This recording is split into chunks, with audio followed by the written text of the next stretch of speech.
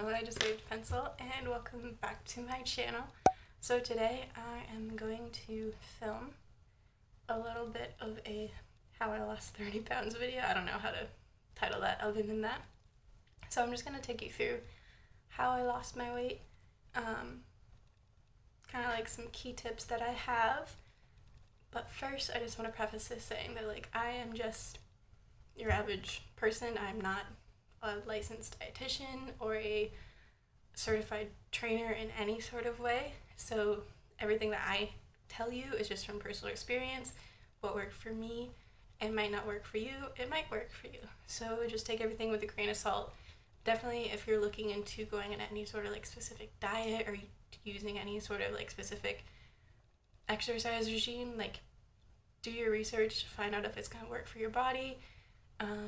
And yeah, so without further ado, let's get started. So the first thing that I do want to say is that it definitely takes time, dedication, and a lot of patience. So I have lost 30 pounds since, we'll say New Year's. And for the past 3 weeks or so, I have been sitting at a low weight, yes, but I haven't been losing any weight. So that's just an example of there are going to be times where you're not going to lose weight. And that's just because the way that I'm doing it, I'm seeing changes in my body, so body recomposition, but I might not always see changes on the scale. So that's just one thing to say, definitely have patience if you are going to be doing anything in life, but especially if you want to change your body, you just have to be patient and let your body do its thing. Is the most important part of any weight loss thing is nutrition. So some points that I have written down are to be in a calorie deficit. That's just kind of obvious. If you want to lose weight, you have to eat less than what you're expending. You just have to eat less than you put into your body. Some people track macros. I tried tracking for a little bit, but I just found that it didn't really work for my lifestyle. I wanted a little bit more freedom, and I found that just tracking calories and making sure that I get a sufficient amount of protein, that has helped me just as much as the week or two that I was consistently tracking macros. So either way, like I said before, just finding something that works for you and your lifestyle is going to be the most beneficial thing. The next thing is that I didn't restrict myself in anything that I eat, but I also started actively making more healthy choices. So this just means if I want a pint of Ben & Jerry's, I make sure it fits into my calories, but I don't have a pint of Ben & Jerry's every single night. So every once in a while, I'll choose Halo Top over Ben & Jerry's if I want to have ice cream. Or I'll just say, okay, this week I won't have ice cream. So it's not completely restricting me, but those days where I say that usually come after a week where I've had ice cream 4 or 5 times. That's just an example. Another thing for healthy choices is making it a goal for yourself to have a salad a day. I like that goal because I have been liking salads more often. Or just to have a vegetable every day. Or instead of having soda, choose water. Small little changes that are healthier choices definitely add up, and it helps it be a little less taxing, I guess, mentally. So completely just saying, okay, I'm never gonna eat ice cream. That sucks. Who would want to do that? So just healthier choices and not restricting yourself at all. Staying in a calorie deficit, that means you have to count calories. So what I do to do that is I use MyFitnessPal, and then I use Food Scale. I've been using that on more calorically dense items, so nut butters. That's really the only thing that I've used it for, because those are the calories add up, and a tablespoon measured in a physical measurement cup is not the same as a tablespoon of, 53 grams of peanut butter is 2 tablespoons. So yeah, it's completely different, which means that calories could be completely different. And when you're wanting to lose weight, stuff like that, always having too much peanut butter because you're measuring it the wrong way, it can hurt you in seeing progress. For MyFitnessPal, I have gone on and had my macros calculated so that I know how many calories I need to be eating for my goals. And I just set that into MyFitnessPal. I do I roughly put in the macros for the protein, fats, and carbohydrates that I want to be eating, but like I said, I don't always follow those. I just always make sure that I have sufficient protein, because that just helps me stay full and helps me keep my muscle as I try to lose weight. And then with MyFitnessPal, because for me, I find it kind of like a headache to always be tracking everything, and like sometimes you're not gonna be able to track everything completely accurately.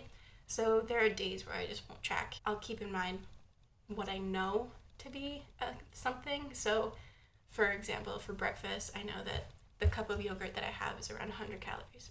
And then I'll have a piece of toast and a tablespoon of almond butter, and together that'll be about 200 calories. So I keep that in my mind, but then I also have the cheat days where I just like, I don't think about it as much, but if I'm gonna have a cheat day, it's more of like a cheat meal and then maybe like a couple cheat snacks, not like a day where I'm just like gorging my face with food. Because if you have cheat days like that, then being in a calorie deficit for the rest of the week is kind of like pointless because you're just eating back all of the calories at once. Or at least if you're just like not restricting yourself, but like saying one meal of my cheat day and then the rest of the day I just won't track but still eat healthy, I find that works well for me. So next thing that has helped me lose the weight has been exercising. I've only found that the exercise has been giving me results after I started eating in a calorie deficit. So the two go hand in hand. I definitely see more results when my nutrition is more in check. That's why I said nutrition first and foremost is the most important thing you have to look at. But for exercise, what I do is I like strength training, and I'll do that about 5 times a week. There are weeks I'll only go like 3 or 4. With that, I'll have 3 to 4 cardio sessions. On days that I do upper body, I'll do a HIIT cardio session, which is like high intensity, because my workout itself with the weights wasn't that high intensity. But on leg day, if I'm doing cardio after, I'll do a low intensity or LISS, low intensity steady state. So that just means that like I'm going at a consistent pace for a longer amount of time rather than short bursts of energy for a shorter amount of time. So I just find that works for me. I'm pretty sure that's like what you're supposed to do as well, because you don't want to put too much pressure on your body within one sitting. So that's what I've been doing for exercise. I have followed a program before, which I liked a lot because I was able to track what I was doing, and I was able to just kind of like go to the gym, know that I had a plan in mind, and just do it. But then I also will just go to Instagram sometimes and get a workout from like Whitney Simmons or Melissa Chalmers, or who else posts really good ones. There's a lot of really good ones out there, and then also YouTube, so like Nikki Blackadder as well. Whitney Simmons on YouTube will post full workouts, and they'll most of the time like put all the workout in the comments, so you can just screenshot it and take it to the gym.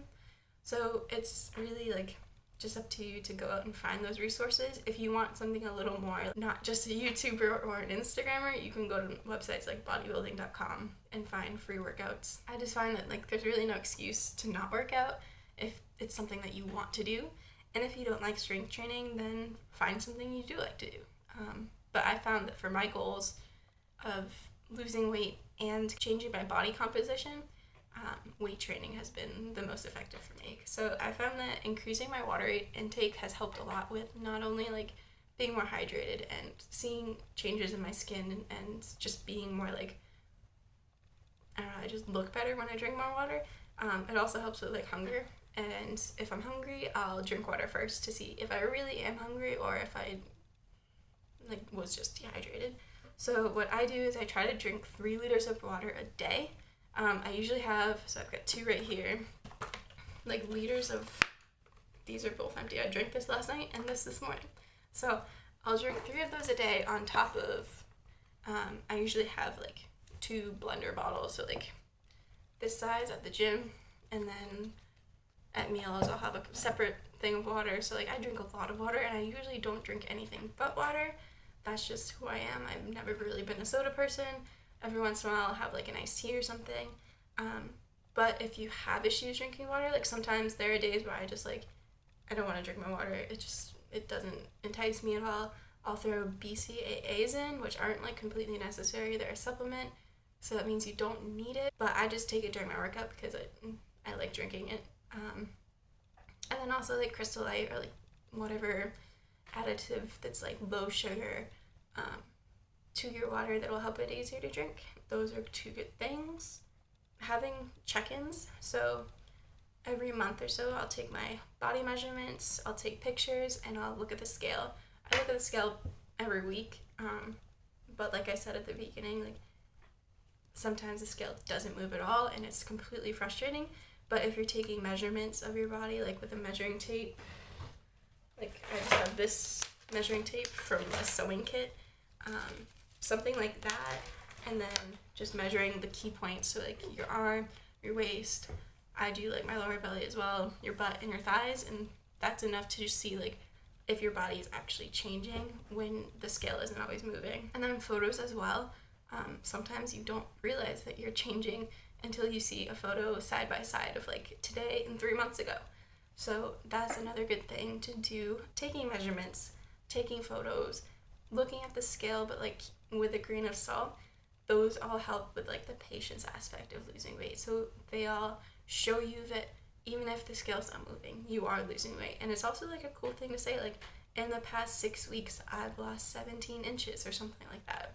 So it's just a cool thing to like be able to track what you're doing, and it helps you feel like you're working closer towards your goals.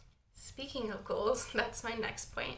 So I would say setting healthy non-food goals for your weight loss is a good thing. So I have on my computer a list of like every 5 pounds lost, I reward myself a tiny bit. So the first 5 pounds, I think it was like a new phone case. And then after 10 pounds, it was like a trip to TJ Maxx with like a $15 limit. So like they don't have to be super expensive, but just having little goals set throughout your weight loss journey, I find to be very helpful. These are my goals, and they're on my laptop, so I always see them because I'm always like doing work on my laptop. And these are just like things that I like. Like you could have completely different goals. Like one of your goals could be like go to the movies this week if you've lost 15 pounds. Whatever you like to do. Like if there's something that you've been looking forward to, like going out to get yourself a new dress or something like that. So like the next weight loss goal that I have is to lose another 4 pounds and go get a manicure. So like they're just little things like that. Like I might not go get a manicure because I'm tight on the budget, but like actually put in the effort to give myself a nice manicure. So like I said, they don't have to be expensive, but I like having non-food rewards because personally I find that when I have a food reward, so like when I lost 30 pounds, my food reward was Chick-fil-A. And that's the only reward that was food on this whole thing. And since I hit that 30-pound mark, I've kind of been at a standstill. And that's just me personally, because once I have something that I like have been like waiting to have for a long time, or like I'm so excited to reach this, I'm gonna eat it, I kind of just like let myself go a little bit off the rails. So that's why I like non-food goals, because then you don't really give yourself the chance to get off track. And then the last point I have is accountability. So if you want to lose weight, you can 100% do it by yourself. Like you can go to the gym every day, put in the work, get it done. But I find that having accountability and having people that like are cheering me on or like keeping me in check really, really helps. So either just like sharing with your friends that like, hey, I'm gonna go to the gym 4 times this week. Do you want to go with me one of those times? So at least you go once. And then once you go once, they'll be like, oh, do you want to go again tomorrow? That sort of thing. Maybe even running like a blog or something. So like it doesn't have to be a public thing, but like every day writing in the notes of your phone what you worked out or something like that. Or what I do, and I'm not saying you have to do this, but like I find it very like it keeps me very accountable, is having a fitness Instagram or like some sort of fitness social media where every day I post a picture after my workout, and on my stories I'll post the workout that I did. So like I'm helping others, maybe if they actually look at me, I don't know if they do, but I'm also putting these things out there for like my friends and family to see that I'm actually doing it. I'm actually going to the gym and eating this and eating that. And then also I've recently started, as you can tell, making YouTube videos. So that kind of helps me stay accountable too, because like if I say, all right, this month I want to make 3 workout videos or 2 what I eat in a days, then I like actually have to eat well and actually have to go work out. And yeah, I think just having people having you accountable, or like ways to keep you accountable, like social media, friends, a private like journal or something, that really helps as well. I think I've covered everything. I didn't want to give out like a specific meal plan or a specific exercise regime because I'm not certified to do so, but also what happens for me might not work for you. So just keep that in mind. These are just like the tips that I have. I've actually had a few people like reach out to me asking, so I figured making a video, hopefully this isn't too long, to watch might help some other people as well. I'd like to thank you for watching. If you did like it, please give it a thumbs up, and make sure to comment and subscribe, and yeah, just I guess comment anything that has helped you in your journey, or anything in this video that you think will help you start or continue or improve your journey of losing weight or whatever it is in your life. Because some of these things like time, dedication, patience, accountability, goal setting, those can be used in like any facets of your life, but especially for losing weight. But yeah, thank you so much for watching, and I'll see you next time.